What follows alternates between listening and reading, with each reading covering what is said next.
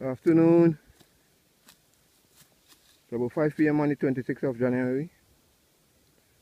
It's Forester II Melville, along with some of our officers and workers. We are now doing our mopping up on the fire in the St. Michael plantation.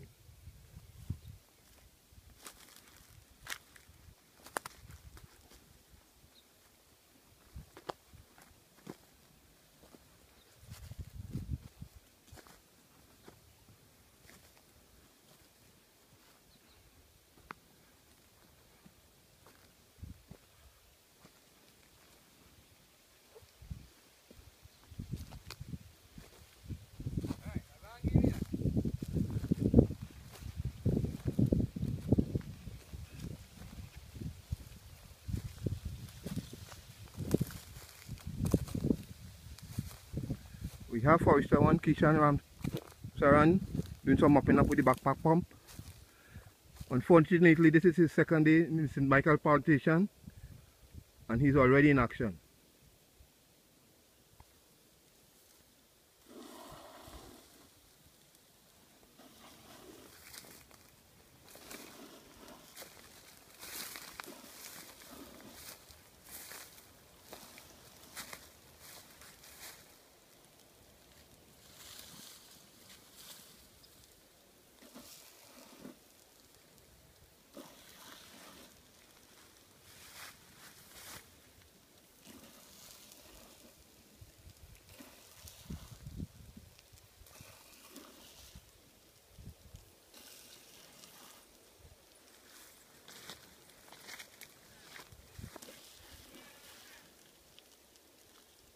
This alone tells you the height that this fire was earlier during the day.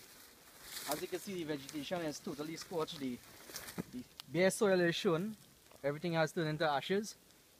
And with this pump, hopefully this should suppress the fire in the core of this tree. But as it is almost halfway burnt, it could still stand the possibility with strong winds to collapse. And in collapsing, it is a good sized tree. So it can still do some damage to other pine trees along the plantation. So this is why we need to address and suppress this immediately. Sorry that action wasn't taken earlier during the day, but efforts are still there to preserve what is left of the pine plantation here at St. Michael's.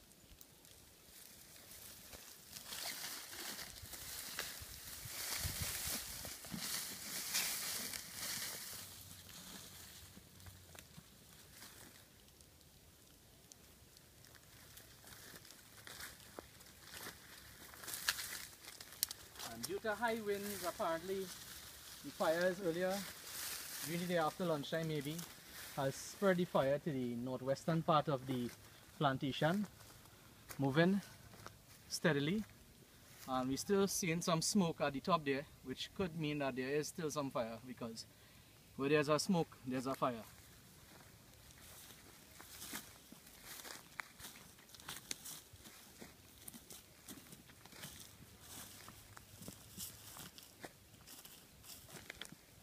The amount of ashes that is seen here, it means that vegetation was not properly fire traced, because you're seeing a great amount of vegetation, which means that it will have keep burning, and that's why the fire remained here. If it was properly fire traced, you would only see the bare soil and probably not even a fire inside here.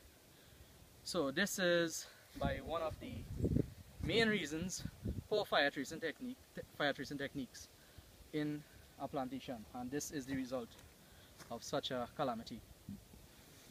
Pine cones like these,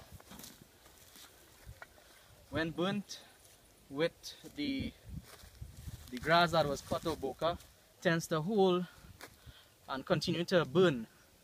So if not properly mopped up, these pine cones can tend to roll sometimes and transport a fire after the workers may have left the plantation. So who knows what may have caused this fire.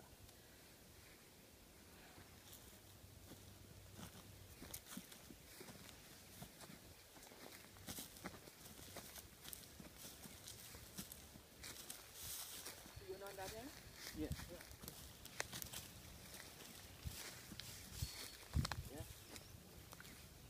Yeah. Huh?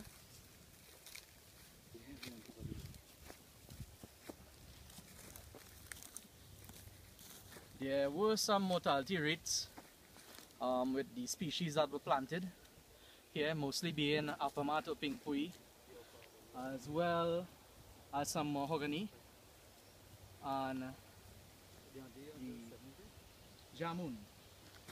So those species that were planted close to the fire trace that was not properly fire traced were destroyed. So efforts will now have to be strengthened in reforesting this area that was burnt, or reforesting this area that was burnt. So any sign or evidence of glowing pieces of lumber would be put out. For example, we have this log here. As you can see, there are some cinders. If it's blown, the log is totally heated. With the proper breeze, you can see how easily, with the amount of breeze, especially on a hillside, that this could catch a fire, and it just rests right there again, close to another species.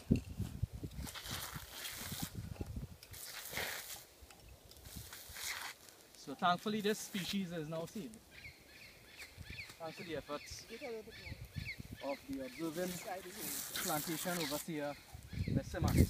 With their expertise, we continue to combat. And don't worry, you're not too young to fall.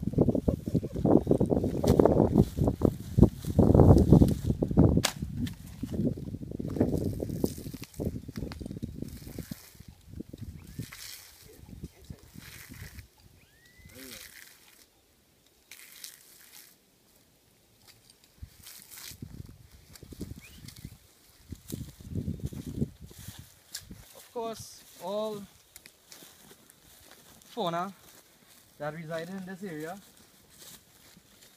either animals that were privileged enough to run quickly out of here, escaped, but slower animals would tend to perish in this sort of blaze. So again, not only flora is destroyed, but fauna as well. So biodiversity on the whole is affected by forest fires, mainly.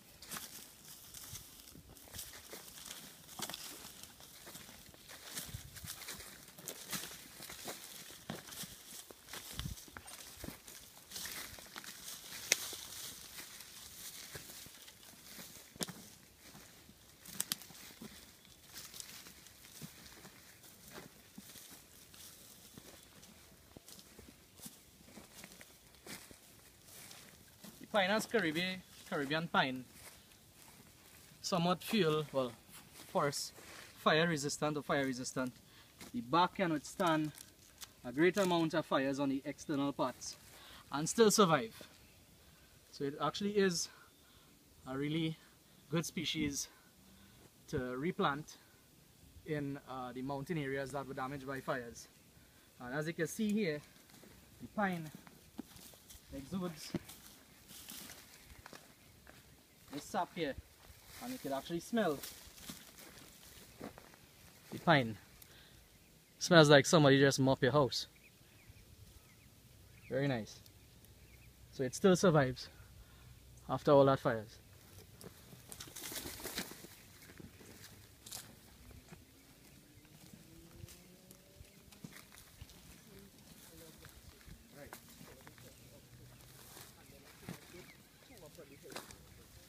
Right, so again, our plantation overseer has spotted a few still lighted logs, so we will quickly arrest those.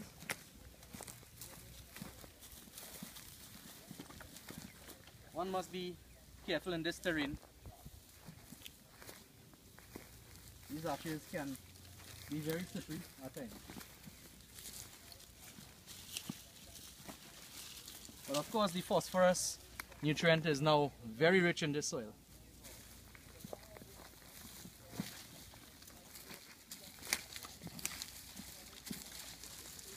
And when heading downwards, always be mindful of species, shrubs that tend to have thorns. You may not want to grab these. Unless, if you do grab it, you can feel some pain. It's very sharp.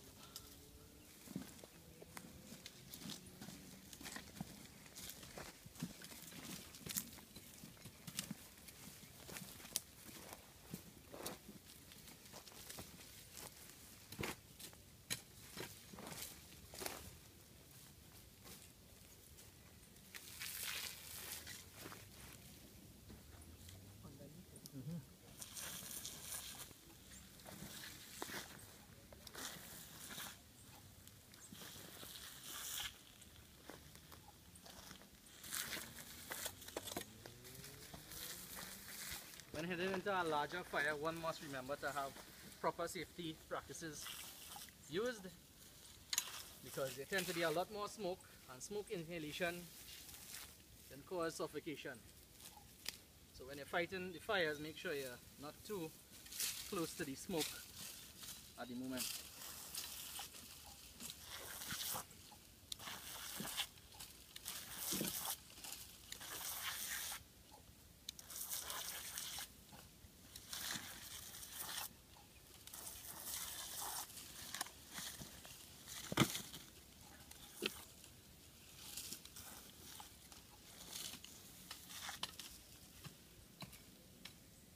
Some logs can tend to roll, logs loose like these, so that's why you need to make sure that they aren't burning, because if it does get loose and continues to roll down in the areas that weren't fire burnt, this can start a fresh new fire. That's why proper mopping up techniques have to be practiced.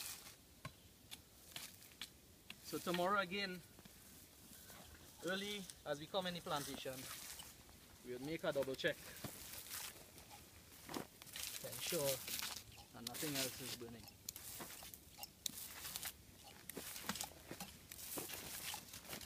Sometimes the subsurface of the soil with a great intensity fire can burn on the underneath, so you need to be careful and mindful where you walk. You can still feel the heat if you don't have proper fire boots, fire resistant boots and so on.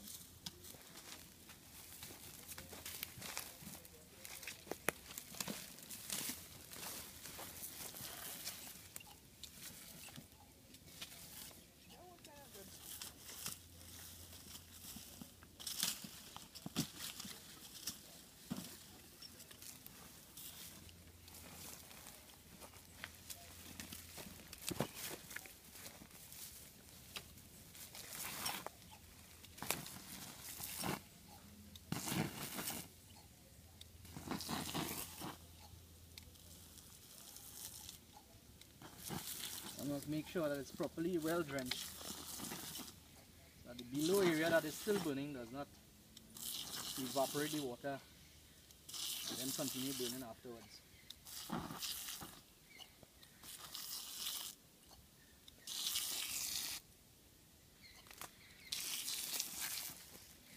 So you could safely say that the backpack pump is a very handy tool in fire suppression.